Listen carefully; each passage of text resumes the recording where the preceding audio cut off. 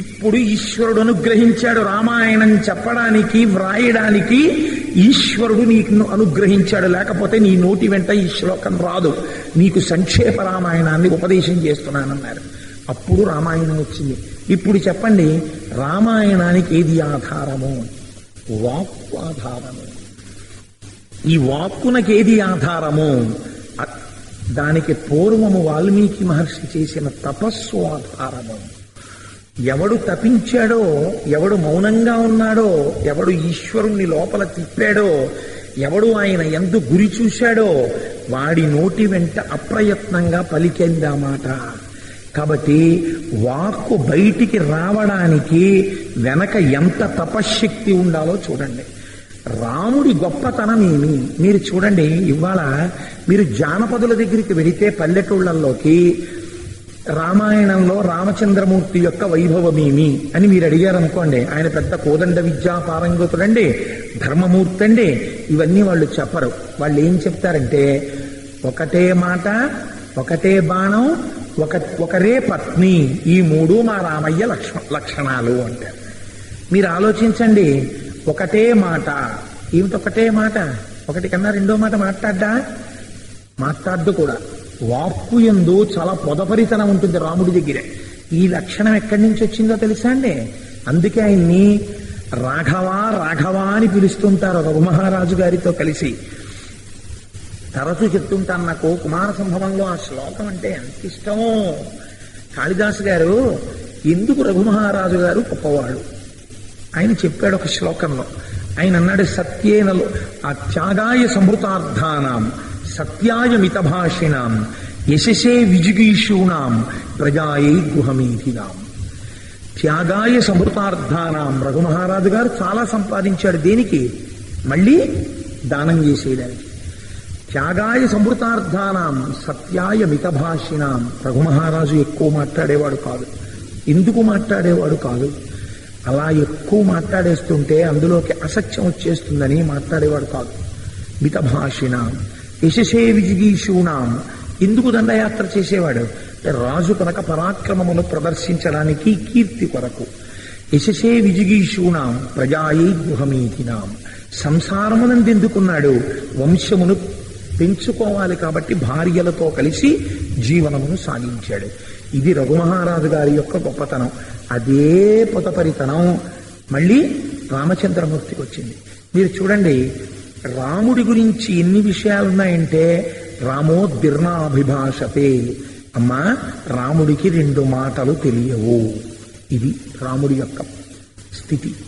ఎప్పుడు ఈ ప్రశ్న వచ్చింది? కైకమ్మ దగ్గరికి వెళ్ళి, అమ్మ నేను వెళ్ళిపోతానమ్మా అరణ్యవాసానికి, నాన్నగారు ఎందుకమ్మా నాతో మాట్లాడటం లేదన్నాడు. నువ్వు నాకు ఆయన ఇచ్చిన వరాల్ని నిలబెట్టవోనని మీ నాన్న బెంగబెట్టుకుని ఉన్నాడు. తనిచ్చిన మాట నిజమవ్వాలంటే నువ్వు వెళ్ళిపోవాలి. నువ్వు అరణ్యానికి వెళ్ళిపోతే తప్ప స్నానం చెయ్యట, ముద్ద ముట్టట. అందుకుని అలా కూర్చున్నాడు మీ నాన్న. అంది అబద్ధం. ఆయన అందుకు కాదు ఏడుస్తున్నది, రాముడు వెళ్ళిపోతున్నాడని ఏడుస్తున్నాడు. అప్పుడు రాముడు అన్నాడు, అమ్మా నేను ఇతపూర్వమే చెప్పాను వెళ్ళిపోతానని. వరం ఎందుకమ్మా దీనికి?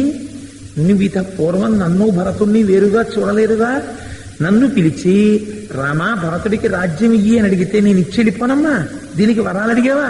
అక్కర్లేదు తల్లి, నేను ఒకసారి మాటిస్తే మళ్ళీ అలా వెళ్ళి మనసు మార్చుకుని వస్తాను అనుకుంటున్నావా? రామోద్భిర్నాభిభాషతే. రాముడికి రెండు మాటలు మాట్లాడటం తెలియదు. ఇంత మితభాషి రాముడు కదా, ఎక్కువ మాట్లాడ్డు కదా, కాబట్టి అలా మొహం ముడుచు కూర్చుని ఉంటాడా? పూర్వభాషీచ రాఘవ. ఎంత చిత్రమో చూడండి. ఎవరైనా పెద్దలు కనపడ్డారనుకోండి, ఆ పెద్దలైనటువంటి వారు తన దగ్గరికి వచ్చి రామా కుశలమా అని అడిగారు అనుకోండి, తన వల్ల పెద్ద తప్పు జరిగిపోయినట్టుగా ఎంతో బాధపడిపోతాట. అయ్యయ్యో వారు పెద్దలు వారు నా దగ్గరికి వచ్చి ఏమండి బాగున్నారా అని అడిగారు, ఎంత దోషం ఎంత దోషం. నేను వెళ్ళి అడగాలి కదా వారిని. నేను వెళ్ళి అయ్యా కులసాయా క్షేమమా, మీ వేదం బాగా జరుగుతోందా, అమ్మాయిని జరుగుతోందా, శిష్యులు కులాసాగా ఉన్నారా అని అడగద్దా? నేను అడగలేదు అని తనే ముందు పలకరిస్తాట. పూర్వభాషీచ రాఘవ. ఎంత గొప్ప సంప్రదాయం అండి రామచంద్రమూర్తిది. అలాగని ఎక్కడైనా సత్యం తప్పుతాడని మీరు అనుకుంటున్నారేమో. ఆయన మాట గొప్పతనం ఏమిటో తెలుసా? ఆయన గురించి అడిగిన 16 గుణాల్లో ఇదొక గుణం. ఏమా గుణం అంటే అసలు రాముడి గుణమే సత్యవాక్కు. కోన్వస్మిన్ సంప్రదంలోకే గుణవాన్ కశ్య వీర్యవాన్ ధర్మజ్ఞశ్చ కృతజ్ఞశ్చ సత్యవాక్యో దృఢవ్రత. ఆయన పరమ సత్యమును మాత్రమే మాట్లాడతాడు. ఎన్నడూ రాముని నోటి వెంట అసత్యము రాదు. ఈ సత్యము చేత రాముడు ఏం గెలిచాడో తెలుసండి? సత్యేన లోకాంజయతి, లోకములన్నింటినీ రాముడు గెలిచాడు. రాముడు మానవుడిగా పుట్టి భగవంతుడి స్థాయికి ఎదగగలిగాడు. అందుకే ఈ సత్యమును ఉపాసన చేసిన వాడు కనుకనే రాముడు ఒక మాట అంటే సత్యమైంది. ఒక పక్షిని పట్టుకుని నువ్వు ఉత్తమ లోకములకు వెళ్ళిపో అన్నాడంతే. ఆయన ఎవరు పంపించడానికి? మనుష్యుడు కాదు. రాముడు అన్నాడంతే, జటాయువు ఊర్ధ్వలోకాలకు వెళ్ళిపోయింది. అది రాముడికున్నటువంటి సత్యశక్తి. అలాగే మీరు రామాయణంలో పాత్రల్ని విశ్లేషణ చేసుకోండి. ప్రతి పాత్రకి కూడా దాని వాక్యే ఆయుధము. మీరు చూడండి, అందుకే మహర్షి మిగిలిన కాండలకి పెట్టిన పేరు సుందరకాండకి పెట్టలేదు, సుందరకాండ అన్నారు. సుందరకాండలో దేని చేత సౌందర్యము? నేనంటాను వాక్కు యొక్క వైభవాన్ని చెప్పింది కాబట్టి సుందరకాండ సుందరకాండ అంటారు. ఎక్కడ చెప్పింది వాక్కు యొక్క సౌందర్యము అని మీరు నన్ను అడగచ్చు. సీతమ్మ తల్లి లంకాపట్టణంలో అప్పటికి ఎన్ని నెలల నుంచి ఏడుస్తూ ఉన్నదండి? 10 నెలల నుంచి ఏడుస్తోంది అమ్మవారు. కంటికి మంటికి ఏకధారగా ఏడుస్తోంది. అప్పటి వరకు ఆవిడ అంత ఏడుస్తున్న తల్లి పతాక స్థాయి దుఃఖానికి ఏది? నేను నా ప్రాణం వదిలిపెట్టేస్తానని మొత్తం వాంగ్మయంలో ఎక్కడా మీరు అమ్మవారు ఊరిపోసుకున్న సంఘటన చూడరు. అది మీరు వేరొక అర్థం చెప్పినా కథాపరంగా మాత్రం ఆవిడ ఉరిపోసుకోవడానికి సిద్ధపడింది. ఉరిపోసుకోవడానికి సిద్ధపడినటువంటి సీతమ్మని స్వామి హనుమ ముట్టుకోగలరా? వెళ్ళి ముట్టుకోవడం కుదరదు ఆయమ్మని. మరి ఇప్పుడు ఎలా పైకి తీసుకురావాలి? ఆవిడ ఉరిపోసుకోకుండా ఎలా చెయ్యాలి?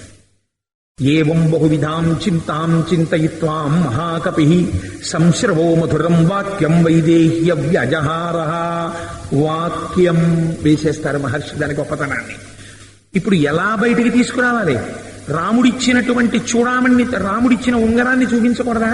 కళ్ళ ముందుకు పట్టుకెళ్ళి ఇలా ఉంగరం చూపించారనుకోండి, ఏం బాహ్య స్మృతి రాదా రాముడి ఉంగరం పట్టుకొచ్చాడని? అసలు ఆవిడికి ఇప్పుడు చూసేటటువంటి వస్తువు కూడా కళ్ళ ముందు పట్టలేదు. కళ్ళు ఎదురుగుండా వస్తువుని గుర్తించలేవు, మరి చెవులు కథని ఎలా వింటాయండి? అంటే రామ కథకి, రామ సంబంధమైన విషయానికి ఆ వాక్కుకి ఉన్న శక్తి అటువంటిది. పైన కూర్చున్నవాడు ఇప్పుడు ఏం చెప్పాడు? రామకథ చెప్పాడంతే. ఒక్కసారి రామకథ చెప్పేటప్పటికీ ఉరిపోసుకుందాం అనుకుంటున్న తల్లి ఒక్కసారి ఉరి వదిలైపోయి, ఎవరు ఆయనకి ఇక్కడ రామకథ చెప్పినవాడు అని పైకి చూసి, చచ్చిపోతున్న వాళ్ళని బతికించడానికి ఆధారమైనదేది? వాక్కు మాత్రమే. 10 కాలాలు బతకవలసిన వాడు చచ్చిపోవడానికి కారణమేది? వాక్కి. అదేంటండి మీరు అలా ఎలా చెప్పగలరు?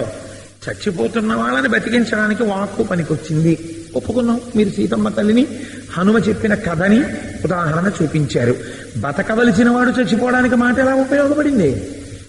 రావణాసురుడు 10 కాలాలు బతకవలసిన వాడు చచ్చిపోయింది సీతమ్మ తల్లితో మాట్లాడకూడని మాటలు మాట్లాడు కదండి. ఎంతటి తపశ్శక్తి సంపన్నుడు!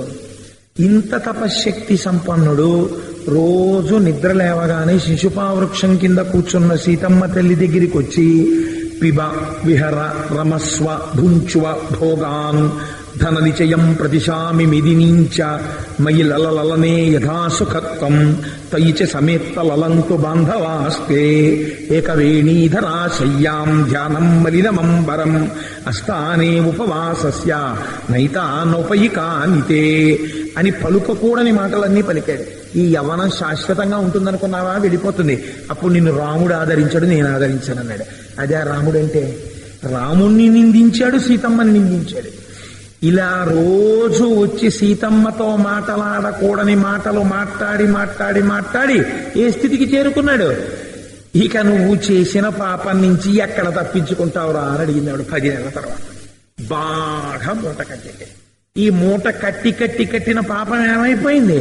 ఫలితం ఇవ్వడానికి సిద్ధపడింది.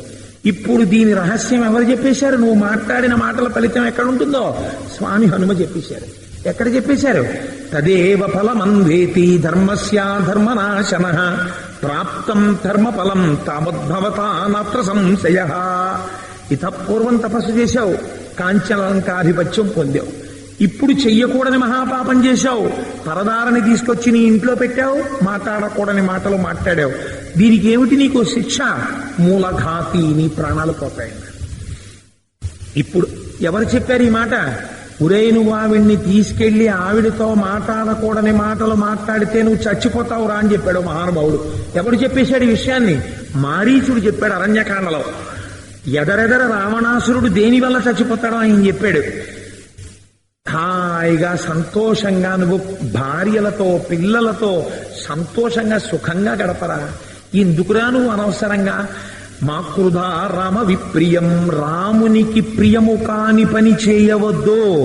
సీతమ్మ తల్లిని తీసుకెళ్ళడం మొదటి అప్రియం, ఆవిడతో అలా మాట్లాడడం రెండో అప్రియం. అందుచేత నువ్వు ఈ చేసినటువంటి పనుల వలన నశించిపోతావు. చాలా మంది అనుకుంటారు సీతమ్మ తల్లి సుందరకాండలో దేని వల్ల ఊరడిల్లినది అని నేను అడిగాను అనుకోండి.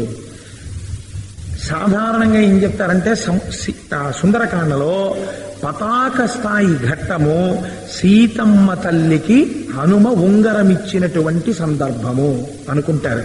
కాదు, అది కానే కాదని నేను అంటాను. మీరు ఎలా అనగలరు? మీ నోటికి వచ్చిందని వేశారా? లేకపోతే మీకేమైనా ఆధారం ఉందా? ఉన్నది. సుందరకాండలో మీరా సీతమ్మ తల్లి దుఃఖాన్ని పోగొట్టిన వాళ్ళు మా స్వామి హనుమ పోగొట్టారు. ఆయన ఏం చెప్పారో తెలుసా అండి? ఉంగరం ఇస్తే దుఃఖం పోయిందని ఆయన చెప్పలేదు. ఆయన ఏం చెప్పారు? సుందరకాండ చిట్ట చివరిలో చెప్పారు, తతోమయా వగ్విదధీన భాషిత శివాభిరిష్టాభిరభిప్రసాదిత జగామ శాంతిం మమ మైథిలాత్మజ తవాపి శోకేన తదాభిపీడిత అని చెప్పారు. సుందరకాండలో హనుమ చెప్పింది ప్రమాణమా? నీ చెప్పింది ప్రమాణమా? హనుమ చెప్పింది ప్రమాణం. సుందరకాండలో సీతమ్మ ఊరట పొందినది ఎవరితో చెప్తున్నారు ఈ విషయం? రామచంద్రమూర్తితో చెప్తున్నారు. అది సత్యము కాని విషయాన్ని రామచంద్రమూర్తి ముందు కూర్చుని నాయందు సీతమ్మ ఎట్లున్నది అని అడిగితే కొన్ని కోట్ల వానరములు చెప్పలేని మాట స్వామి హనుమ ఒక్కరు వచ్చి చెప్పేటప్పుడు ఎంత జాగ్రత్తగా చెప్పాలి. ఇప్పుడు ఆవిడున్న స్థితి ఏమిటో, ఆవిడ చాలా ఆనందముగా ఉన్నది అన్నారు అనుకోండి, అంటే నేను పక్కన లేకపోయినా ఆనందంగా ఉంది, ఇంక నేను వెళ్ళడం ఎందుకంటాడు ఆయన. కాబట్టి ఇప్పుడు ఎంత జాగ్రత్తగా చెప్పాలి, ఎంత జాగ్రత్తగా మాట్లాడారో చూడండి హనుమ. తతోమయా వగ్భిదీన భాషిత. సీతమ్మ సుందరకాండలో దేని వల్ల ఊరడిల్లినది? రామా, నీ ఉంగరము వలన కాదు. నేను నీ క్షేమ వార్త నా వాక్కుగా ఆవిడికి చెప్పాను, నా నోటి మాటగా. తతోమయా వగ్భిదీన భాషిత శివాభిరిష్టాభిరభిప్రసాదిత. నీ క్షేమము ఆవిడికి మంగళకరము. నువ్వు క్షేమంగా ఉన్నావు. నీ ఉంగరం పట్టుకెళ్ళి ఇచ్చేస్తే సరిపోయిందా? నువ్వు క్షేమంగా ఉన్నావు. రెండు, ఆవిడని రక్షించాలన్న పూనికతో ఉన్నావు. ఆయనకి ఆలంబనం దొరికింది సుగ్రీవుడు. అన్ని దిక్కులా వానరములు వెతుకుతున్నారు. యుద్ధ సన్నిధుడై ఉన్నాడు. రాముడు వచ్చేస్తాడు. రావణ సంహారం జరుగుతుంది. అమ్మా, నువ్వు సీతమ్మ రామచంద్రమూర్తితో కలిసి పట్టాభిషేకాన్ని పొందుతావు. ఇది శివాభిరిష్టాభిరభిప్రసాదిత జగామ శాంతిం మమ మైథిలాత్మజ. హనుమ చెప్తున్నారు, మమ నేనిచ్చానని చెప్పారు. మీరా ప్రమాణం? సుందరకాండలో హనుమ చెప్పిన వాక్క ప్రమాణం, హనుమ చెప్పిన వాక్కు ప్రమాణం. నేను ఏ మాటలు మాట్లాడానో ఆ మాటల వలన సీతమ్మ తల్లి మనస్సు యందు శాంతి కలిగినది. ఇప్పుడు చెప్పండి, 10 నెలలు కంటి నుంచి బాష్పధార ఆగకుండా ఏడ్చినటువంటి సీతమ్మ తల్లి ముఖమునందు మళ్ళీ ఆనందము కలిగేటట్టు చేయగలిగినటువంటి శక్తి ఈ ప్రపంచమునందు దేనికి కలిగినది? వాక్కునకు కలిగినది. ఇది సుందరకాండ తీర్పు. రామాయణంలో వాక్కు గురించి మాట్లాడలేదని మీరు ఎలా చెప్పగలరు? రామాయణం వాక్కు గురించే మాట్లాడింది. కాబట్టి శివాభిరిష్టాభిరభిప్రసాదిత జగామ శాంతిం మమ మైథిలాత్మజ. సీతమ్మ తల్లి నువ్వు తన గురించి దుఃఖిస్తున్నావని దుఃఖిస్తోందంతే తప్ప ఆవిడ ఇవాళ వేరు కారణం చేత ఆమె యందు దుఃఖము లేదు. ఇది నువ్వు నన్ను నమ్మి పంపినందుకు నేను చేసినటువంటి కృత్యము.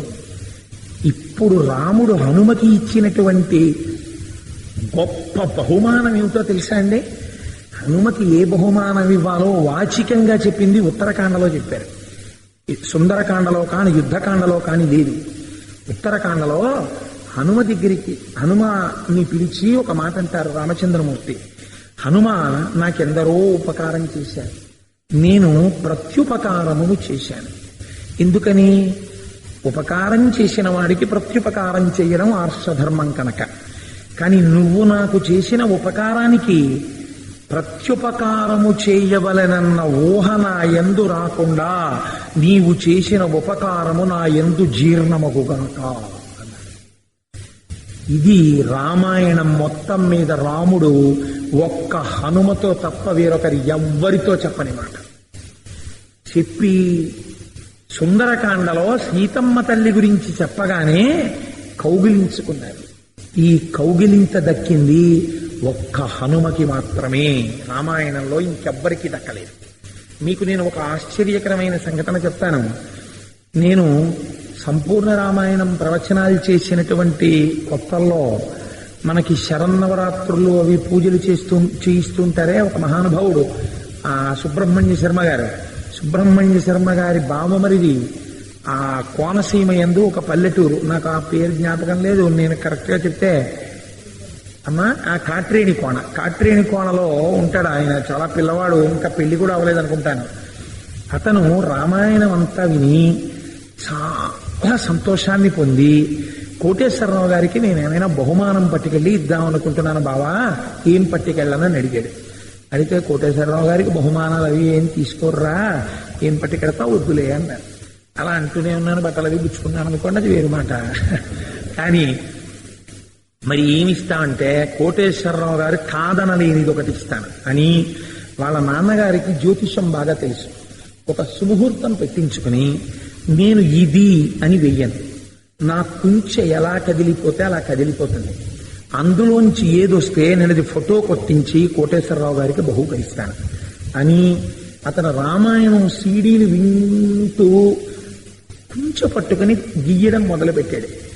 రామాయణం వింటూ రోజు గీయగా అది చిట్ట చివరికి దేని కింద మారిందో తెలుసా అండి? అది హనుమని కౌగిలించుకున్న రామచంద్రమూర్తి. ఇద్దరి ముఖాలు కనపడుతున్నటువంటి పెద్ద ఆలింగన సన్నివేశం వచ్చింది ఫోటో కింద. వస్తే నేను అది పూర్తయిన కొత్తల్లో అనుకోకుండా నేను కాట్రేణి కోణవతల ఏదో ఇంకొక ఊర్లో ఉపన్యాసానికి వెళ్ళాను. ఇలా మా కామరాజు గారు వాళ్ళు నాతోనే ఉన్నారు. నేను తిరిగి వచ్చేస్తుంటే ఒక్కసారి మా ఇంట్లో ఆగండి అన్నారు. అబ్బో ఎందుకంటే ఆలస్యం అయిపోతుంది, మేము వెళ్ళిపోతా ఉన్నాను అంటే, కాదు మీరు ఒక్కసారి రావాలన్నారు. వెళ్ళాను. వెళితే ఆ పిల్లవాడు చూపించినటువంటిది చూసి నేను తెల్లబోయాను నిజంగా.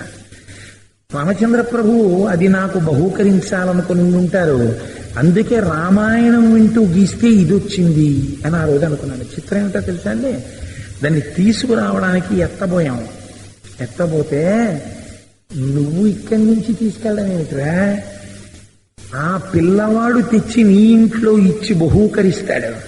అంత తపస్సు చేశాడు ఆ పిల్లవాడు అనుకున్నాడో ఏమో రామచంద్ర ప్రభు. మేము దాన్ని ఎత్తలేకపోయాం, అంత బరువు ఉంది. అంత బరువున్న దాన్ని ఎలా తెచ్చాడో తెలియదు. తీసుకొచ్చి నాకు బహూకరిస్తే నాకు దాన్ని ఎక్కడ పెట్టాలో అర్థం కాలేదు. తదనంతరం ఈ మధ్య కాలంలో నేను ఫ్లాట్ తీసుకున్న తర్వాత దాన్ని ఇప్పుడు అది నాకు రామచంద్ర ప్రభు ఇచ్చినటువంటి గొప్ప కానుకగా మనసులో భావించుకుని నేను ఆరాధన చేసుకునే పూజా మందిరంలో పెట్టుకున్నాను దాన్ని. కాబట్టి చూడండి, వాక్కునకు ఫలితమేమి? హనుమకి రామచంద్ర ప్రభు ఇచ్చిన కౌగిలింత. వాక్కు చేత ఎవరు శాంతిని పొందారు? సీతమ్మ శాంతిని పొందినది. అంత దుఃఖమునందుండి ఆత్మహత్య చేసుకుందామనుకున్న సీతమ్మకే శాంతినిచ్చిన వాక్కు నీకెందుకు శాంతినివ్వదు?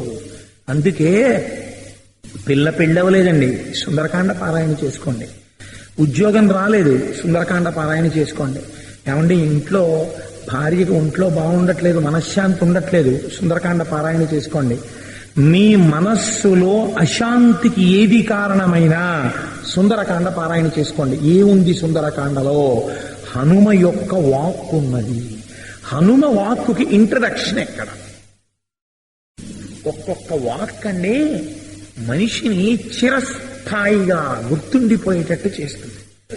ఆ వాక్కు మీకు పైకి చూడడానికి ఇందులో ఏముందండి అని మీకు అనిపించవచ్చు, కానీ అది మిమ్మల్ని జీవితాంతం గుర్తుండిపోయేటట్టు చేసేస్తుంది. నాకు ఈ మాట చెప్తున్నప్పుడు ఒక విషయం గుర్తొస్తోంది. మనుచరిత్ర రచన చేస్తే మనుచరిత్రని అల్లసాని పెద్దన్న వ్రాశాడు అని వ్రాసుకోవచ్చు. రచన అల్లసాని పెద్దన అని రాసుకోవలసినటువంటి పెద్దన గారు ఎంత పెద్ద సమాసం వేశారంటే దానికి శ్రీమదాంధ్ర కవితా పితామహ సర్వతోముఖాంక పంకజాక్షపాదాంబుజాధీన మానసేందిందిరనందవర ప్రవంశోత్తం చటకోపతాప ప్రసాదాదితా సాధిత చతుర్విధ కవితామ తల్లి కల్లసాని చొక్కయామాచ్య పుత్ర పెద్దనార్య ప్రణీతంబైన స్వారోచిషమను సంభవంబరు మహాప్రబంధంబో అని రాసుకున్నాడే. ఇన్ని వాక్కులున్న అల్లసాని పెద్దన గారు ఏమని ఏడ్చాడో తెలుసా అండి? రాయలవారు చచ్చిపోతే ఎదురైన చోతన మదకరీంద్రముడిగ్గి కేలూతనొసగి ఎక్కించుకుని మనుచరిత్రం బందుకొను వేళ పురమేగ పల్లకి తనకేల పట్టి ఎత్తే బిరుదైన కవిగండ పెండేరమునకీ వెతగునని తానే పదమున తొడగే గోకట గ్రామాధ్యనేకాగ్రహారములడిగిన సీమలు అందునిచ్చే ఆంధ్ర కవితా పితామహ అల్లసాని పెదనామాచ్య అని నన్ను పిలుచునట్టి కృష్ణరాయలతో దివికేగలేక బ్రతికియున్నాడ జీవోత్సవంబనగుచు అన్నాడు. ఆంధ్ర కవితా పితామహ బిరుదందుకున్నవాడు ప్రేమతో కనపడేటప్పటికల్లా ఆంధ్ర కవితా పితామహ అని నన్ను పిలిచిన రాయలు వెళ్ళిపోయిన తరువాత జీవోత్సవంగా బతుకుతున్నానంతే. ఇంకా నాలో ఉన్న కవన శక్తి రాయలతో వెళ్ళిపోయింది, రాయల పిలుపుతో వెళ్ళిపోయింది అన్నాడు. ఒక్క పిలుపు ఒక కవిలో ఉన్న కవన శక్తిని తీసుకెళ్ళిపోయింది. ఎవరిని?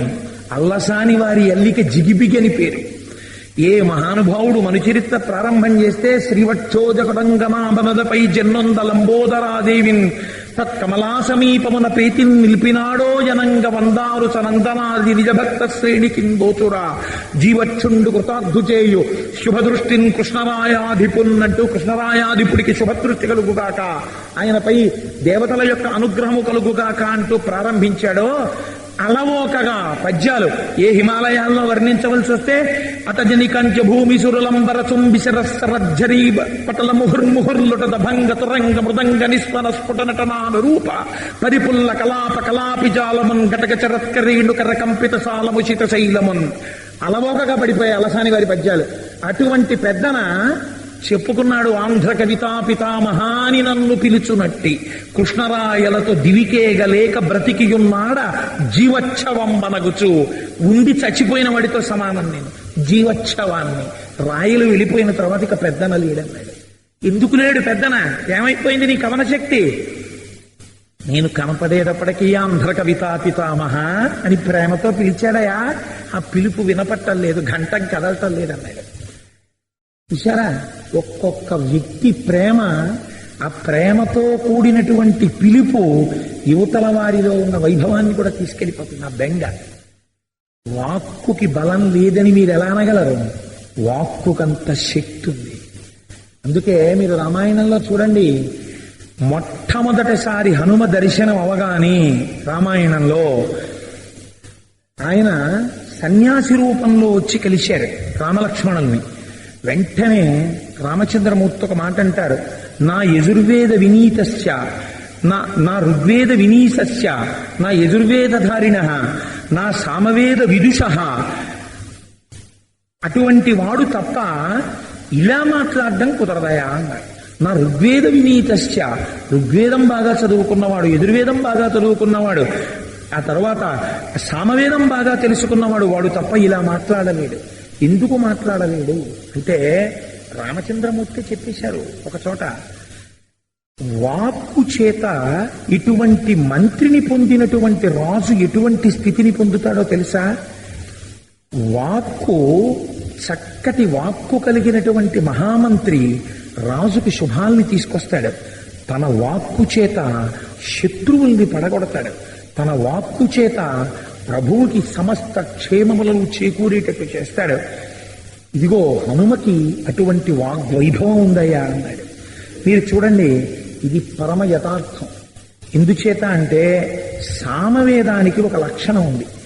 నేను ఇవాళ ఆ శ్లోకాన్నంతటిని గురించి నేను వ్యాఖ్యానం చేయలేను, కానీ సామము అన్న మాటకు అర్థం ఏమిటో తెలుసా అండి? సామ అంటే మనశ్శాంతినిచ్చున్నది. మీరు సామవేదం వింటున్నారనుకోండి, మనస్సుకు ఆనందం కలుగుతుంది. అందుకే సంగీతమపి సాహిత్యం సరస్వతశ్చాస్తనద్వయం ఏకమాపాత మధురం అన్యత్ ఆలోచనామృతం. సంగీతం మీకు అందులో గమకాలు తెలియకపోయినా, రాగతాల జ్ఞానము లేకపోయినా, ఆ కీర్తనలు వింటుంటే మీ మనస్సు ఆనందంతో పొంగిపోతుంది. ఎందుకు పొంగిపోతుందో తెలుసా అండి? సంగీతం సామవేదంలోంచి వచ్చింది. సామవేదంలో ఉన్న మంత్రాలు ఆ స్వరానికి తగినట్టు పలుకుతుంటే మీకు తెలియకుండా మనశ్శాంతినిస్తాయి. ఈసారి నాకు ఒక కోరికుంది. కంచి పట్టణంలో ఒక గొప్ప మహానుభావుడు ఉన్నాడు.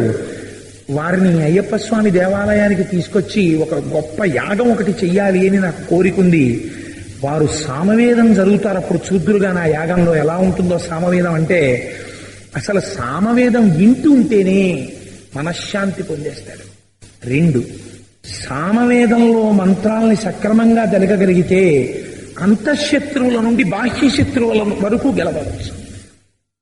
కాబట్టి ఈయన ఇలా మాట్లాడడంలో తన ప్రభువుకి క్షేమాన్ని చేకూరుస్తున్నాడు.